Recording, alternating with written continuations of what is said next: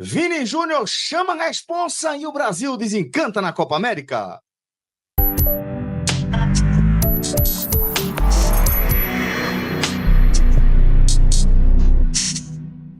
Olá, pessoal! Começando mais um Raio X e hoje a gente vai analisar a segunda partida e a primeira vitória do Brasil na edição 2024 da Copa América. Brasil que enfrentou um duro adversário, historicamente falando, pela frente, o Paraguai, mas conseguiu uma vitória por goleada, por 4-1. Entretanto, há mais para a gente analisar, além da elasticidade do placar. Porque, Fred, é uma partida que ela se desdobra também em algumas camadas e que a gente pode analisar por alguns prismas. Mas eu acho que o mais importante é a gente destacar dessa vitória sobre o Paraguai é o fato de Vini Júnior ter chamado a responsabilidade desde o começo da partida, apesar de ter feito uma estreia muito ruim contra a seleção da Costa Rica, porque não foi só uma estreia apagada, foi uma estreia de protagonismo e de execuções ruins, mas contra o Paraguai ele foi o principal nome do jogo e destravou o Brasil na Copa América, tirando o que poderia ser uma situação muito delicada para o time de Dorival Júnior. Celso, esse jogo, ele de fato tem alguns prismas que a gente pode iniciar a análise. O primeiro deles é Dorival Júnior fez duas mudanças na seleção. Uma mudança na lateral esquerda, né, trocou a Arana por Wendel, normal, e uma mudança mais importante, que foi a entrada de Savinho no lugar de Rafinha no ataque, mudando aí o posicionamento de Rodrigo e a forma de Rodrigo, de Vini Júnior e do próprio Savinho dialogarem. Será que essa mudança ela foi realmente decisiva para a gente ver um Brasil mais objetivo contra o Paraguai, para ver um Brasil mais incisivo, que teve menos posse de bola, que finalizou menos, mas que preparou muito melhor essa finalização, que foi muito mais intenso na busca pelo gol? Isso ficou claro desde os primeiros minutos, ainda que tenha se desenvolvido de forma mais clara depois, né, já na segunda parte ali do primeiro tempo. Essa é uma possibilidade. A outra possibilidade, ela passa pelas questões que são um pouco imponderáveis do futebol. Será que se o Brasil tivesse feito um gol numa das chances que criou contra a Costa Rica, se o gol no lado de Marquinhos tivesse sido validado e foram centímetros, será que a gente teria visto um desdobramento como o de hoje, depois do 1-0, em que o Brasil se solta, em que o adversário se abre e o Brasil consegue se impor e transformar uma vitória em goleada? São perguntas que a gente nunca vai conseguir responder, mas a gente tem que considerar essas duas possibilidades. As mudanças terem surtido um efeito a ponto de transformar um time que foi arame liso no primeiro jogo. A gente debateu aqui 49 ações de área e apenas dessas 49 ações, só 3 terminaram em finalizações no gol. É inacreditável. Um time que muda a sua característica. Será que Savinho foi tão decisivo para a mudança? Ou, de fato, o roteiro do jogo? Temos que trabalhar com as duas possibilidades. E você também já trouxe... Eu ia no roteiro do jogo, tá? Só para não ter muro. E você já trouxe também a outra questão que a gente vai debater mais para frente, que é o protagonista sendo protagonista. E isso é um dos pontos que o Brasil mais precisa e que mais me deixa preocupado nesse ciclo. Tá? Foi uma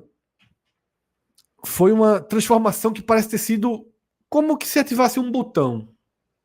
Depois da jogada que resulta no pênalti, já é uma boa jogada de Vinícius Júnior, que Paquetá chuta de fora da área, a bola resvala na mão do paraguaio, tem um pênalti, Paquetá perde o pênalti, e parece que como num botão acionado, Vini Júnior, como você disse, chamou a responsabilidade, já faz uma super jogada na bola seguinte, né, com dribles marcadores, a torcida vai à loucura. Lambreta, saia. Tudo. Foi uma jogada daquelas que Como venceu, essa jogada fica, né, vai rodar muito. Se tivesse empatado, perdido, ela passaria. Até críticas talvez estivessem para a jogada, mas como venceu e ele jogou bem, a partir daí, sobretudo, se transforma em algo para ser lembrado. E aí o Brasil faz um golaço. Né? O gol de Vini Júnior é um golaço, na participação dele, de Paquetá, desdobramento do ataque brasileiro. O segundo gol também é muito bem construído, apesar da reta final ter sido com um rebote, com bolas que saíram rebatendo para chegar no pé de Savinho. E o que eu mais gostei, fechando esse meu primeiro comentário, Celso, foi do Brasil pós-pênalti. Tá? Depois de perder o pênalti até o fim do primeiro tempo, tá? Um Brasil que constrói o 3-0 naquele momento, assumindo a responsabilidade e sentindo o tensionamento do jogo, a importância de fazer o resultado. E eu acho que esse é o ponto de partida, tá? Para um ciclo que o Brasil já perdeu uma parte do ciclo. O Brasil perdeu de 1 a 2 anos, né? De 1 a 2 anos perdidos aí. E vai correr contra o tempo, né? Pô, a gente tá vendo a Eurocopa, seleções voando do outro lado do Oceano Atlântico. Uruguai bem aqui, Argentina bem. Argentina Colômbia bem no grupo do Brasil. Então a gente tem que entender que essa Copa América é parte fundamental desse processo, tá? De ganho de confiança e de amadurecimento para que o Brasil chegue em 2026 com a condição de favorito que sempre chegou. Pelo menos está ali no bloco das principais candidatos, que hoje não está. Muito bem. Maestro, vamos também à sua análise inicial da primeira vitória do Brasil. Um jogo mais efetivo. Eu acho que o número de 49 presenças na área e apenas 3 finalizações, aquilo ali, não sei nem se debateu, a gente debateu, não sei se de uma forma geral aquilo ali foi tão focado, aquele quadro, mas é um quadro muito assustador. E o Brasil até foi um time presente na área dessa vez. A gente assistiu, nós 3 assistimos ao jogo juntos, e na hora que tem o pênalti do Brasil, até Fred falou na hora, precisa chutar, assim, porque para que aquilo acontecesse, porque circula muito a bola, e até ali ainda era um pouco do primeiro jogo, de ter muita presença de área e de tal, mas não simplesmente quem é para chutar não chuta, dá um último toque, uma última amaciada na bola, enfim. Mas a partir dali o Brasil destravou. O Paraguai em tese era um time que se defende muito, era para ser um time que se defende muito melhor do que a Costa Rica, mas o Brasil conseguiu destravar bem o jogo. Vinícius Júnior vinha sendo muito acionado ali na ponta esquerda. E na hora que ele vai um pouco mais por dentro, que é quando sai o gol, quando sai naquela tabela, o gol é muito bonito. E logo depois, antes do final do primeiro tempo, quando ele vai para 2, quando ele marca o segundo gol ainda do primeiro tempo, é muito curioso, porque quando ele chega na Copa América, cotado, e ainda é cotado, para ser bola de ouro, mas como não era mais o Real Madrid, já era a seleção brasileira, aí veio a estatística da seleção brasileira, que eram apenas 3 gols em 30 partidas, em mais de 30 partidas. Aí termina em 0-0. Aí termina em 0-0 o primeiro jogo. Ele não foi bem, ele foi acionado 18 vezes e não conseguiu progredir nas vezes que tocou na bola. Aí nesse jogo, como o Celso falou, já estava quase dobrando a estatística. E isso no futebol é muito dinâmico, porque enquanto ele estiver na seleção brasileira, o quadro dele com o Real Madrid vai ser talvez deixado um pouco de lado. Ele vai precisar ter essa resposta pela seleção brasileira. Mas assim, não precisa provar nada a ninguém, estou falando, mas assim, mais em relação a ser um jogador que todo mundo está vendo o tamanho do jogador que Vinícius Júnior é no Real Madrid, mas que aquele jogador seja na seleção brasileira, que aquela expectativa consiga ser aplicada no Brasil também. E eu acho que o primeiro tempo, sobretudo, isso aconteceu. Ainda foi premiado com um gol, assim. Premiado, mas ao mesmo tempo ele lutou pela bola, faz parte da marcação alta do Brasil, de aos 47 primeiro tempo o jogo iria até aos 47, foram apenas 2 de acréscimo, e tá marcando ali dentro da pequena área praticamente do Paraguai. Enfim, se a bola rebateu, o zagueiro ali não soube o que fazer, aquilo fazia parte do esquema, da pressão, de uma orientação, e ele teve todo o mérito. O Paraguai ainda diminui ali no início do segundo tempo, tem uma grande defesa de Alisson, que ali para Alisson foi talvez a chave do jogo, porque se ele toma aquele gol, o jogo ia ficar bem duro, embora o Paraguai tenha mostrado muito pouco, mas enfim, um jogo estava 3-0 definido, com 10 minutos de repente ali, 10, 15 minutos já está 3-2, mas enfim, aí o jogo caminhou muito tranquilo, e coloca o Brasil de novo no trilho para tentar buscar essa liderança que, até em termos de chaveamento, é interessante. E quando o Fred fala, um outro ponto que eu achei válido também comentar aqui, da preparação para a Copa do Mundo 2026. Eu concordo. Mas a seleção brasileira, ela pelo menos em algum momento da história, pode ter sido dessa forma, e até foi. Inclusive, nós temos um vídeo falando da Copa América que mostra que a seleção brasileira na Copa América já teve participações muito curiosas, assim, de mandar uma seleção estadual, a seleção de Pernambuco, mandar a seleção B, e até já foi campeão com a seleção B, 2 vezes, inclusive, ganhando da Argentina na final, 2004 e 2007. Mas essa agora não é o caso. Esse é o time principal do Brasil. É todo mundo que joga nos principais clubes, todo mundo foi chamado, não tem uma grande lesão, não tem um grande desfalque. Então, ainda que seja uma preparação para a Copa do Mundo 2026, mas o Brasil, ele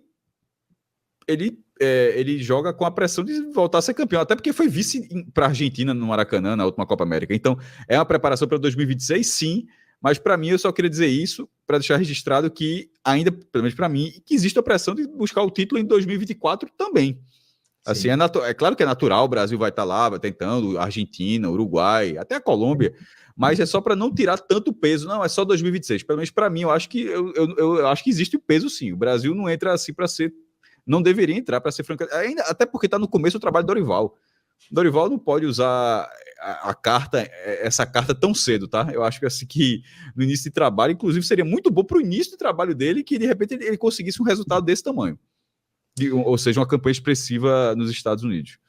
Perfeito. A gente vai seguir daqui a pouco, Fred, para alguns números da partida, mas eu queria só destacar algo relevante a partir de uma análise que o maestro fez da defesa de Alisson ali, no que impediu que seria o segundo gol do Paraguai, naquele início de segundo tempo de muita pressão do Paraguai. O que eu queria destacar é o seguinte, é que antes do pênalti, do primeiro pênalti marcado em favor do Brasil, desperdiçado por Paquetá, as 2 melhores chances da partida, apesar de o Brasil ter apresentado até ali maior volume, mais troca de passes, e até chegado mais à linha de fundo, mas as 2 melhores chances tinham sido do Paraguai, até o pênalti marcado em favor do Brasil. E o Paraguai teve outras 2 chances. O gol, naquela finalização de fora da área, o zagueiro que falhou no gol do Brasil, acabou fazendo um golaço, um chute fora da área que bate na trave ainda,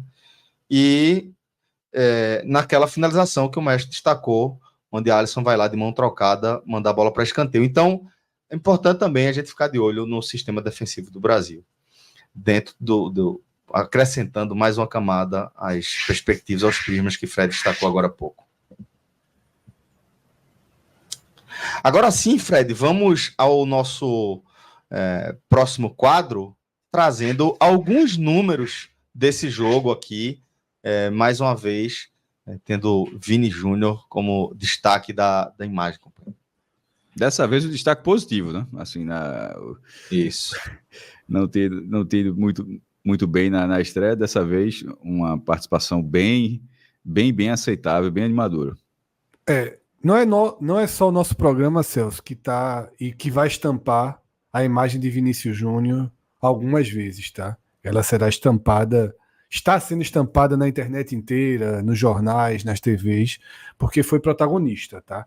Mas a gente vai ter um quadro sobre Vinícius Júnior logo na sequência. Esse aqui é um quadro geral, é um quadro em que a gente traz os números do jogo, e eu acho que os mais importantes que devem ser trazidos para o debate, eu até já citei no iniciozinho do meu primeiro comentário, é que efetividade, muitas vezes, a efetividade muitas vezes ela aparece quando seus números são menos impactantes, porque você não adianta ter 70 e tantos % de posse de bola como o Brasil teve contra a Costa Rica.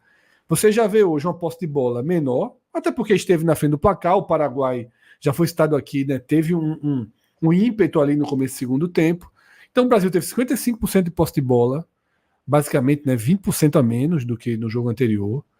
Chutou menos, tá? Mas acertou mais o gol. Tá? Além dos 4, teve mais 2 bolas que foram na barra e na trave. E a gente lembra ainda que o chute no travessão não conta, né? Então, são 6 bolas no alvo e mais a finalização no travessão, tá?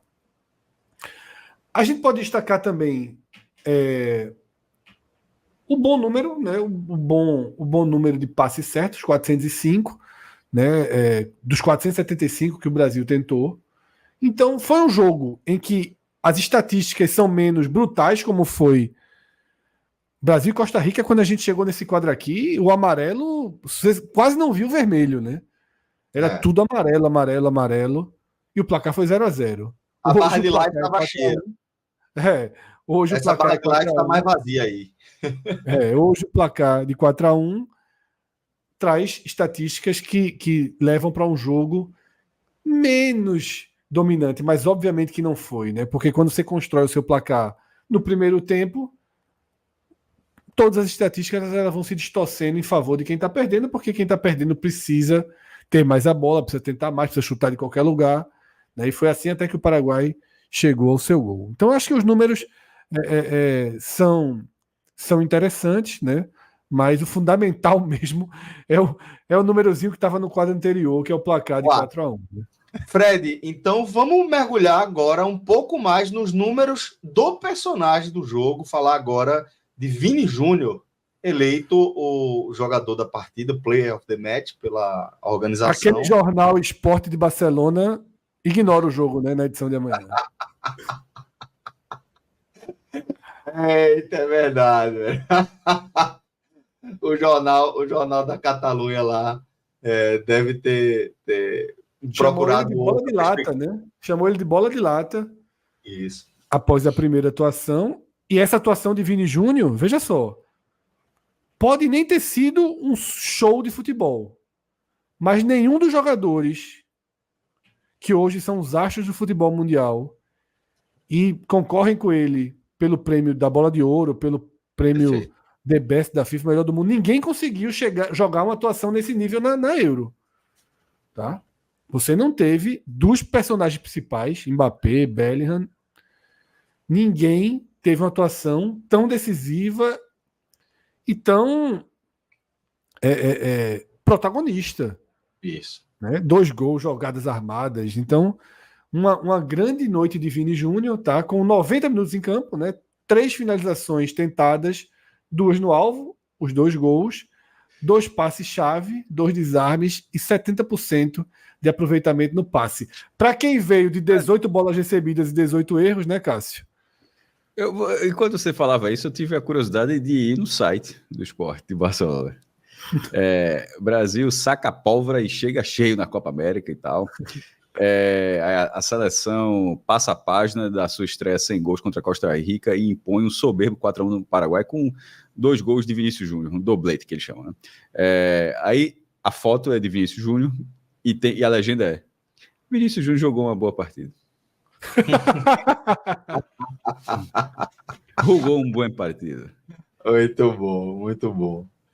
Então, depois dessa boa partida, desse bom partido, né, de Vini Júnior. Meu irmão, já fui continuando o texto, quando tem um intertítulo é quando tem aquela chamadinha mais voltada, aí diz assim: Vinícius Júnior finalmente apareceu, é o intertítulo. Aí o texto é: a melhora significativa do Brasil passou, em boa parte, pela ressurreição de Vinícius Júnior. Ressurreição. Uma partida ruim, pô. A anterior ele tinha sido de jogos oficiais, né? Teve 2 amistosos, mas a anterior tinha sido a final da Champions. Da Champions, onde ele deixou dele também. Caramba, ressurreição. E aquela finalização dele na Champions, aquela cavadinha do Ozil, de que ele bate, é um negócio primoroso. Porque você imagina, Fred, você tá cara a cara com o goleiro adversário na final de Champions e tu dá um tapa enjoado daquele na bola para encobrir o goleiro. E o desse jogo, a bola contra o chão. Eu gostei também, tá? Da finalização, muito consciente, limpou na hora de limpar, bateu na hora de bater. Isso. O primeiro gol do Brasil é um golaço. O primeiro gol do Brasil é um golaço. Belíssimo. Os outros 2, assim, assim, os outros 2 no primeiro tempo. É gol, assim, de Série B, meu irmão. Assim. Não, o segundo eu discordo. O segundo eu achei que foi bem trabalhado também. Pô, como assim? Teve um pinball depois que o goleiro defende, mas gol, até chegar ao chute foi bem trabalhado. E o aperto também do terceiro é o gol do Brasil é o primeiro. O primeiro é a qualidade técnica do Brasil. Um gol que você debate, que você comenta, que você fala, porra, isso aqui, trabalhando bem isso aqui, transformar isso aqui em algo. Olha o que Vini Júnior fez, Rodrigo se aproximando de Vini Júnior, dá para você extrair muita coisa. Dois eu não acho que são muito mais circunstanciais. O primeiro gol não. O primeiro gol é uma jogada que poucas seleções, a gente tem visto esses dois torneios de forma paralela, poucas seleções têm qualidade técnica para ter numa velocidade daquela, uma troca de passes, um drible, uma finalização, a segurança para fazer um gol. Então, assim, o primeiro gol do Brasil é aquele gol que poucas seleções conseguem fazer. Vamos então, Fred, para o nosso próximo quadro, para a gente avançar com a nossa análise dessa primeira vitória do Brasil na Copa América, essa belíssima imagem, a foto aí de Buda Mendes no crédito, Vini Júnior, que é o protagonista da luta contra o racismo dentro do futebol, um dos protagonistas dentro do esporte e também, consequentemente, globalmente, né? Ele é o protagonista do Brasil nessa partida e tem esse fotaço. Né? E essa palavra, Celso, belíssima foto, né, de Buda Mendes que a gente trouxe aqui, porque quando tudo se encaixa numa foto, né, ela repercute como essa foto já está repercutindo. As crianças comemorando lá, né? Tem, os elementos dessa foto são fantásticos, né? Veja só, Vini Júnior, numa comemoração que lembra muito Pelé. Isso. Uma placa contra o racismo, as crianças gritando, o Gandula, veja o Gandula feliz. O Gandula e o Steward também lá atrás, o segurança de boné cinzas, abrindo o sorrisão também. Todo mundo feliz, né, com que acontece ali. É um jogador que, veja só, isso é um ídolo mundial, Celso, construindo sua história, um ídolo em construção, tá? Talvez a gente esteja vendo o início da construção de um dos grandes nomes do futebol. Ele não é ainda, obviamente. Ele é um dos grandes nomes do futebol da atualidade.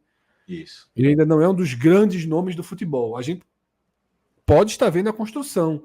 E uma imagem dessa mostra a força dessa construção, né? Então, belíssima imagem. E que esse termo que você usou para o combate, para o posicionamento de Vini no combate ao racismo, que cabe também na seleção, de ser protagonista dentro de campo, o Brasil depende desse protagonismo dele, Celso. Depende muito. A gente vai para um quadro agora que mostra os números gerais, né, de todos os jogadores, né, que entraram em campo, que foram acionados, tem números interessantes. O número de destaque, para além de Vini Júnior, obviamente, é o de Savinho, tá? Com 18 passes tentados e 18 passes certos. Para a posição que ele joga, é bem importante. Não, tá? Muito importante. Porque às vezes os volantes têm 99%, 98% de aproveitamento, mas recebe, toca do lado, toca atrás, toca fácil. Os passes de Savinho são... Lógico que tem passe fácil aí no meio, obviamente. Mas ele atua na faixa de campo. Mas ele atua, obviamente, para chegar... Mas ele atua na faixa de campo de risco. Então, é um jogador que, quando teve a bola nos pés, a bola seguiu, tá? Não acho que fez uma super atuação, não. E nem tenho aquela resposta. Cássio, quando eu fiz aquela introdução, Cássio já deixou a análise dele, mas a minha também é. Eu acho que o gol sair, como poderia ter saído contra a Costa Rica, muito mais decisivo. Como saiu para a Colômbia contra a Costa Rica, e exatamente. A Colômbia fez o dela, fez o que se esperava. Posso estar enxergando o jogo, mas eu não acho que Savinho foi o que fez o que não foi. Construiu esse Brasil para esse resultado. Pode ter tido a sua participação, mas acho que não é desse tanto, não. Mas é importante, Fred, para o trabalho, é importante para Dorival, é importante para a estabilidade mesmo da seleção na competição. Eu gosto da ideia de aproximar Rodrigo e Vini Júnior. Eu acho que faz sentido, acho que são jogadores que dialogam bem. As melhores jogadas do Brasil aconteceram quando rolou essa aproximação. E aproximação, eu tô falando mesmo.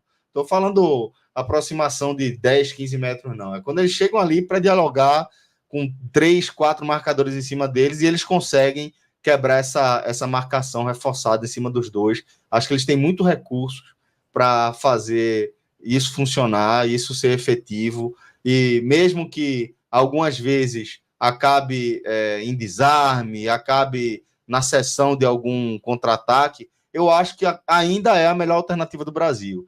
E Savinho fechou bem ali do outro lado, conseguiu dialogar bem. Acho que ele começou mal, até cornetei ele durante nosso react ali no começo do jogo, enquanto estava 0-0, mas depois realmente ele cresceu na partida e acho que merece essa ressalva que você fez. Tem os números de Rodrigo que são bons também, de novo, né, com 2 chutes no alvo. No outro jogo tinha sido ele, né, o principal jogador que acertou, né? Tinha sido o de maior finalização, né? Rafinha, na verdade, tinha conseguido 2 chutes no alvo, ele tinha finalizado bem. Rodrigo teve uma participação boa também. Mas aí, Celso, eu vou puxar um próximo quadro que puxa um próximo tema, que esse é um tema que me preocupa bastante e que é um tema que está meio que o Brasil empurrou para debaixo do tapete por enquanto, né? Que é Paquetá. Que para mim, pênalti perdido à parte, foi um do, eu diria que foi pódio. Seria pódio hoje, né? Não, total. Para mim é o segundo melhor jogador do time, mesmo tendo perdido o pênalti. Atrás apenas de Vini Júnior. Eu estava na dúvida que Vini Júnior pudesse jogar tão bem, inclusive. Perfeito. Né? Ele dá assistência, né, do primeiro gol e ele dá assistência, a pré-assistência, né, já que ele dá assistência para a finalização que gera o pinball lá do segundo gol. Jogou bem. E hoje ele é o titular absoluto de Dorival. Só que é um titular que dificilmente precisaria, assim, de uma reversão que raríssima de acontecer no tribunal que ele vai ser julgado dentro da Inglaterra. Já está denunciado pela Federação Inglesa de Futebol. Tá? E o Brasil pode perder esse jogador para o ciclo da Copa do Mundo. Me preocupa. Eu não estou dizendo que ele não deveria estar na Copa América. Como o Cássio até trouxe aqui, uma coisa de cada vez. Seria importante para o Brasil ser campeão da Copa América. Mas me preocupa estar construindo um time, tendo como uma peça-chave um jogador que dificilmente jogará. Esse tema, a gente está falando de seleção brasileira especificamente, é delicado no sentido de o que fazer. Não vou nem entrar no mérito desse julgamento, os elementos estão lá e eu concordo com o Fred, da forma como está aqui, da forma como vem se comportando as denúncias, acho que vai ser difícil, me parece difícil que não aconteça algum tipo de sanção. Agora, na seleção brasileira, quando teve essa primeira denúncia, Fred, a CBF já colocou uma notificação sobre a posição da CBF do uso de Paquetá, que era ele não é culpado, ele não foi julgado. Ou seja, o negócio já está tão avançado que a CBF fez uma matéria, a CBF fez um comunicado se justificando, dizendo por que está levando esse jogador. Ele não é culpado, os jogadores acreditam nele, não sei o quê, o treinador conta e tal. Então, já que ele está lá, ele está lá porque, com todo esse cenário, o treinador disse, eu preciso. Certamente foi isso, porque com tudo isso aí, no mínimo deve ter tido um debate, falando assim, a gente vai ter que bancar o cara, vai ter que fazer uma nota, mas eu preciso desse jogador. Não tem outro jogador com essa característica. E talvez não tenha, nesse momento. E talvez não tenha. Agora, aí ou seja, Dorival convocou, bancou a titularidade e continua tentando utilizar Lucas Paquetá da melhor forma possível, mas talvez só em 2024. Assim, para 26, para 26, no caso, para a Copa do Mundo, o título está preciso. É muito incerto, é um futuro muito incerto. Então, o Dorival, ele tá no papel dele de precisar, ó, o jogador tá liberado, ó, eu quero contar com o melhor. Quem é o melhor para a posição? É Lucas Paquetá. Então, eu vou ter Paquetá. Ok. Mas, se pensar um pouquinho mais à frente, e o contrato do Dorival é até a Copa do Mundo, né? Ou seja, no Brasil sempre é assim. Eu não sei se todas as seleções são dessa forma, mas o Brasil, treinador da seleção brasileira, ele é contratado sobretudo com ciclo de Copa do Mundo. Se ele cai antes é porque o trabalho está muito ruim, mas o cara não é contratado, ó, tu vai ser lá, é só ver o teste que foi com o Fernando Diniz e que não deu certo, ó, tu vai ser o interino para chegar Ancelotti, porque o outro é da Copa do Mundo, não existe, mesmo no Brasil, tanto é que não teve mais isso, não vai ter interino, né? Dorival, o treinador da Copa do Mundo de 26. Então, para a Copa do Mundo de 26, talvez o Brasil esteja disputando a Copa América agora com um cenário muito diferente de como será esse time da Copa. E isso eu acho preocupante. E perceba, eu não tenho uma opinião formada sobre o que deveria ser feito, não, tá? Eu acho que é muito delicado. No fim das contas, ó, para não ter o muro, só, beleza, leva o Paquetá para a Copa América. Agora, leve o Paquetá meio consciente de que não terá Paquetá, provavelmente, melhor dizendo, provavelmente não terá 26. Então, talvez Dorival diz, ó, eu preciso desse cara agora, porque eu preciso fazer esses caras serem vencedores agora. Depois eu arrumo uma solução. Perfeito.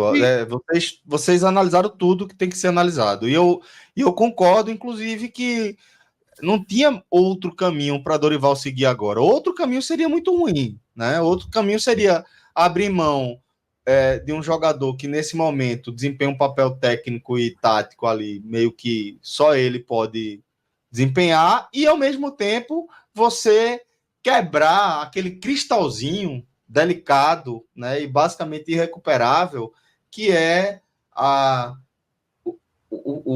essa entidade que é o grupo fechado, né? Todo mundo aí se conhece, todo mundo aí joga bola junto há muito tempo, os caras passaram pelas mesmas bases, conhecem os mesmos profissionais, e, sobretudo, são amigos, muitas vezes. Eu só não sei, Celso, o quanto no futuro próximo do futebol, os elencos, os jogadores vão continuar tendo essa postura com seus companheiros de profissão que são acusados e condenados por manipulação do jogo, né? De fato, eu concordo que ainda hoje, talvez o elenco, com certeza o elenco quer que ele seja inocentado, obviamente, tosse, mas é uma relação que talvez com o tempo mude, tá? Sim, mas eu concordo. Eu acho que hoje e tudo é feito com muito cuidado, né? Dentro de uma seleção brasileira, você tem que tomar cuidado com questões políticas, econômicas, financeiras, de patrocinadores. É um universo de cuidado que cada declaração, que cada escolha tem que fazer. Para o treinador chegar e falar alguma coisa, ele sabe que aquela declaração dele tem um peso, né, gigantesco e é tudo muito delicado. Eu acho que o Dorival fez certo, porque ele não está julgado. Isso. O julgamento está marcado, então não seria a própria CBF que condenaria o jogador, mas eu até me atualizei sobre o caso antes da gente entrar aqui nesse programa. O julgamento deve acontecer nos próximos meses, né? Há um histórico de casos parecidos, tem uma variação aí de 3, 4, né, meses, no máximo até 6 meses, se você tentar recorrer, segurar, para que venha o julgamento, a condenação, depois o jogador, o clube, quem quiser pode recorrer, mas com 2, 3 meses acaba vindo uma sentença definitiva. Então, Paquetá, em tese, ele tem aí meio ano, né? Já que esses meses já estão em curso, na verdade, né? Foi em maio que a Federação Inglesa denunciou ele. Não tem histórico de ninguém que foi denunciado em situações parecidas com a dele ter conseguido se inocentar e muito menos ter uma punição leve, tá? Jogador que foi acusado de manipular um cartão amarelo teve 10 anos de suspensão. Ele está sendo acusado desse mesmo movimento no campo 4 vezes, tá? E a internacionalização da punição é também dada como certa. A própria FIFA internacionalizou as punições que aconteceram no Brasil. E nesse caso faz sentido, porque senão... Total. Porque assim, então, beleza, o cara pode jogar em 200 países no mundo, assim, se já pensou... Tem jogadores brasileiros que têm ido pro Chipre. Não, se não existisse isso. Aí o cara joga na Namíbia, beleza, punido, o cara agora tá em Laos, o cara tá, sei lá... Qualquer país, Iêmen, Afeganistão, o cara vai de um por um. O cara pode jogar todos os países do mundo se não existisse isso. Não faria E a situação fica muito delicada. Quem acompanhou as redes sociais hoje, durante a partida, pós-partida, quando o Paquetá perde o pênalti, é todo mundo falando disso, né? Brincadeiras, memes, piadas, gente falando sério. Gente tomou cartão amarelo também nessa partida. Gol, né? Assim, Fred, gera um movimento, Celso, gera um movimento que, assim, é muito tentador brincar, provocar, falar sério, trazer esse tema, mas é fundamental separar, né? Porque ele carrega isso, traz isso, o Brasil sabia, a seleção sabia que ele estaria vulnerável a ser alvo desse tipo, né? A gente sabe como a internet, como as redes sociais são impiedosos, né? Qualquer mancha, qualquer deslize se multiplica, né? Eu não estou dizendo que é um mero deslize, não, tal. O que ele está sendo acusado, eu acho que é seríssimo. E caso seja comprovado, eu defendo a punição muito severa, tá? Punição como a Inglaterra costuma punir, não como o Brasil puniu, com 365 dias, com um ano, com meia temporada.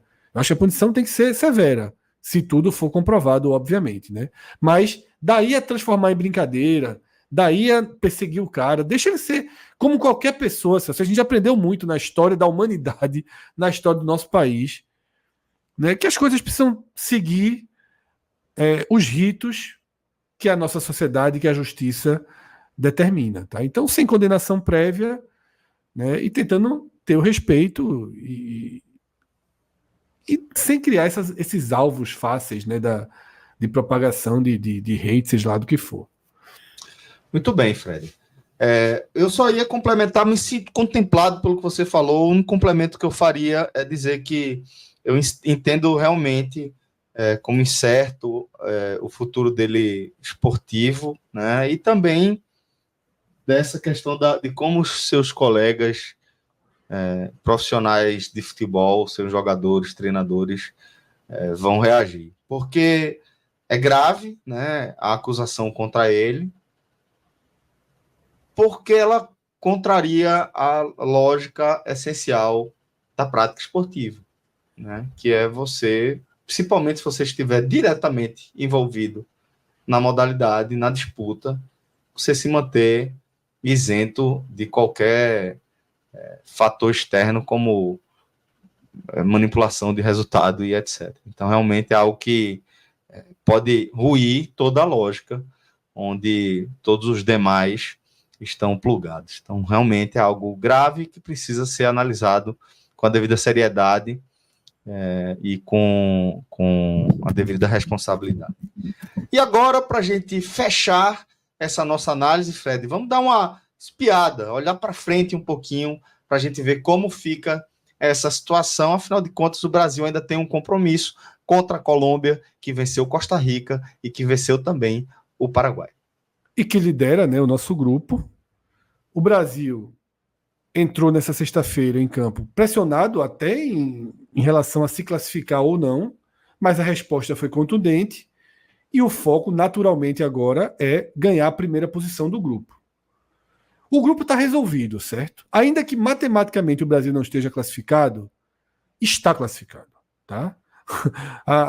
O saldo da Costa Rica é péssimo, né? Que seria a única seleção que poderia vencer, caso tinha que fazer uma goleada enorme em cima do Paraguai e o Brasil também ser goleado pela Colômbia para que pudesse ter uma reversão aí de posição entre Brasil e Costa Rica. Então o Brasil está classificado. Ponto. Se o Brasil não se classificar, só para deixar registrado que se isso acontecer, é porque aconteceu mais uma tragédia aí no futebol brasileiro, porque teria que ser um vexame. Um novo 7-1, né?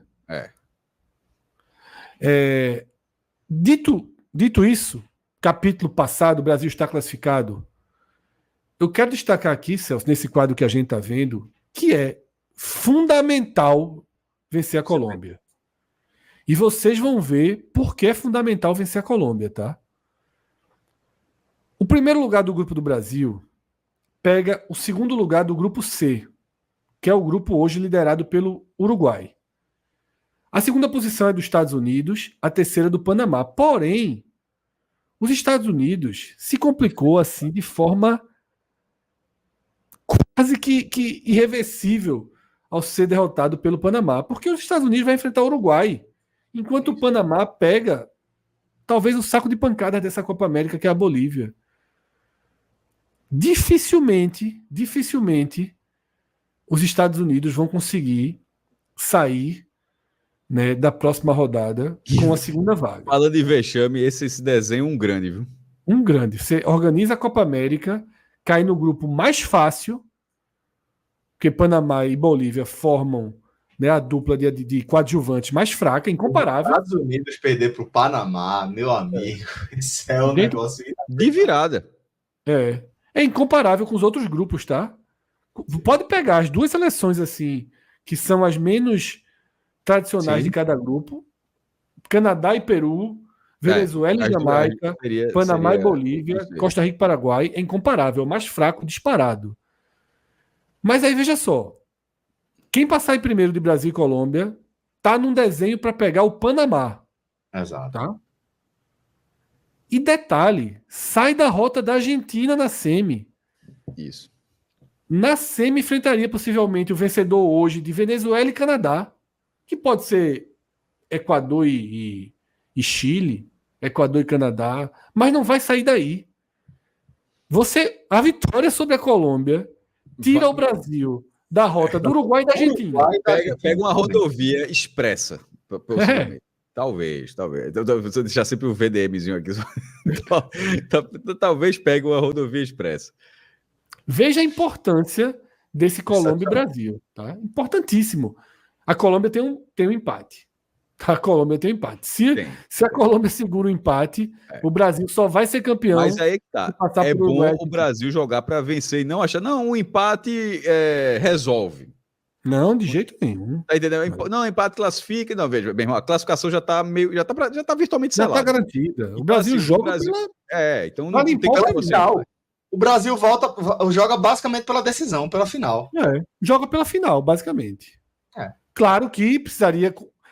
Ele só é favorito a chegar à final se vencer a Colômbia. Perfeito, pronto, é isso. Só. É isso.